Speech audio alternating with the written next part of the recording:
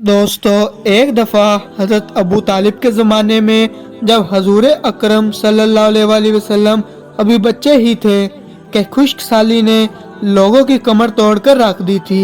दरख्त मुरझा गए थे, झाड़ियाँ सूख गई थी, पानी खुश्क होकर कुओं की तह पर उतर चुका था, नखलिस्तान खजा में बदल चुके थे। ज़मीन पानी की एक एक बूंद के लिए तरस रहा था। बकरियों का दूध उनके नथनों में खुश्क हो चुका था और उनका गोश्त सूख चुका था। हड्डियां उभर आई थी, वो भूख और प्यास से मर रहे थे। बहते हुए चश्मे रुक गए थे, यानी उनका पानी भी खुश्क हो चुका था। ऊंटों के कोहान दब गए थे, कारोबार खत्म हो गए थे। लोगों के चेहरों मौत के खौफ से जर्द पड़ चुके थे। लोग अपने अपने देवताओं के अस्थानों पर झुक गए और गिड़गिड़ाकर दुआएं मांग रहे थे।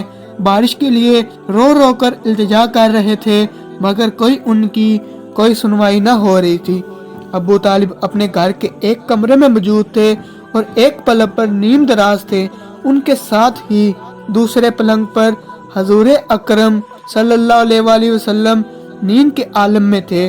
आप सल्लल्लाहु अलैहि वसल्लम की उम्र मुबारक उस वक्त तकरीबन 9 बरस थी। आप सल्लल्लाहु अलैहि वसल्लम का चेहरा अनवर पर गर्मी की वजह से पसीने के मोती ढलक रहे थे। आप सल्लल्लाहु अलैहि वसल्लम कभी एक करवट होते तो कभी दूसरी करवट। अबू तालिब अपने ख्यालों में खोए हुए थे कि अचानक उनके दरवाजे पर दस्तक हुई।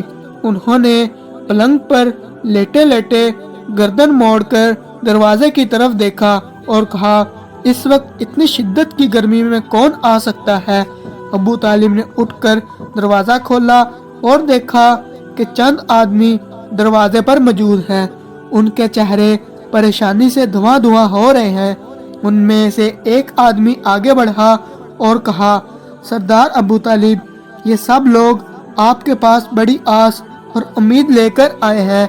अबू तालिब ने पूछा, हाँ कहो, क्या बात है।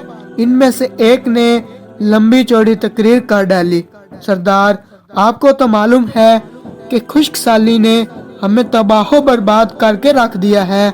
हमारे मवेशी चारे के बगैर मर रहे हैं। हमारे बच्चे हमारी आंखों के सामने तड़प रहे हैं। हमारे मवेशियों के दूध के नथने खुश्क हो चुके हैं। उनके जिस्म सूख कर पंजर बन गए हैं और उनकी हड्डियां बाहर निकल आई हैं। हमारी जमीन पानी की एक एक बूंद के लिए तरस रही है।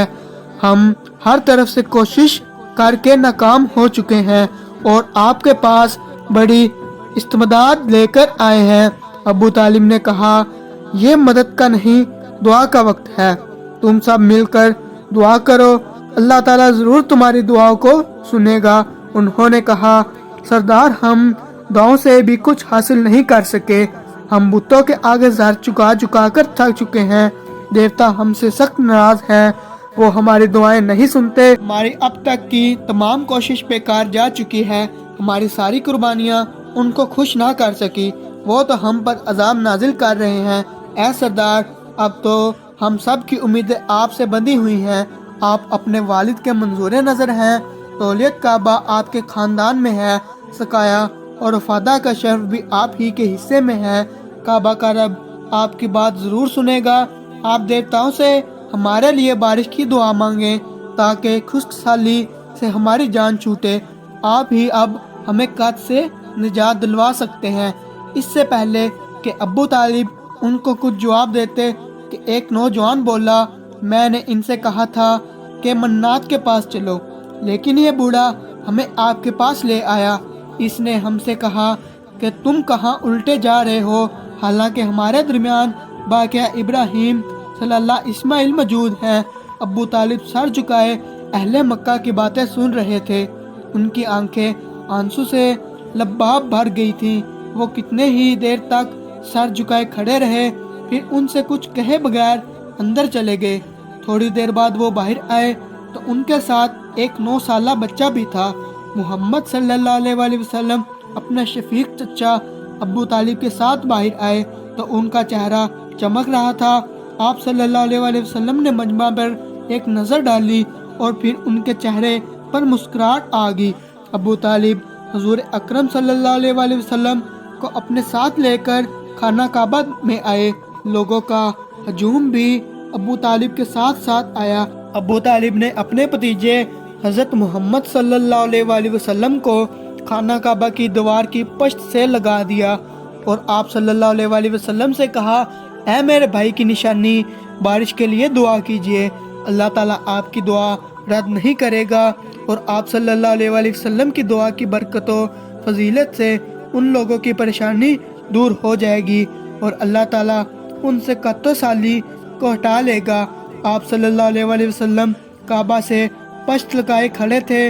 شدید گرمی پڑ رہی تھی، حلق پیاس کی شدت سے سوکھ کر کانٹا ہو چکے تھے۔ دیوار کعبہ بھی انتہا گرم تھی، جسم پسینے سے شرابور تھے۔ اب سارے لوگوں کی نظریں حضور اکرم صلی اللہ علیہ وآلہ وسلم کی طرف اٹھی ہوئی تھی اور وہ امید و نا امیدی کے درمیان لٹکے ہوئے تھے۔ ابو طالب بھی ٹٹکٹی باندھے اپنے بھتیجے کو دیکھ رہے تھے۔ حضور اکرم صلی اللہ علیہ وآلہ وسلم ملتجی انداز میں اپنی انگشت شہادت آسمان کی طرف بلند کی اور دل ہی دل میں دعا کی اور اپنی انگلی کو اشارہ کیا تو چاروں طرف سے بادل آنا شروع ہو گئے۔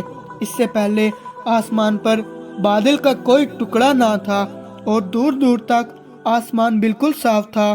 اس کے بغیر خوب بارش ہوئی اور ہر طرف جھل تھل ہو گئی اور پیاسی زمین خوب سیراب ہو گئی۔ گھر گھر میں ابو طالب کے بھتیجے محمد صلی اللہ علیہ وآلہ وسلم کے چرچے ہونے لگے۔ یہ محمد صلی اللہ علیہ وآلہ وسلم کا معجزہ ہی تھا کہ مکہ مکرمہ میں قحط سالی ختم ہوگی اور ہر طرف خوشحالی نے ڈیرے جما لیے۔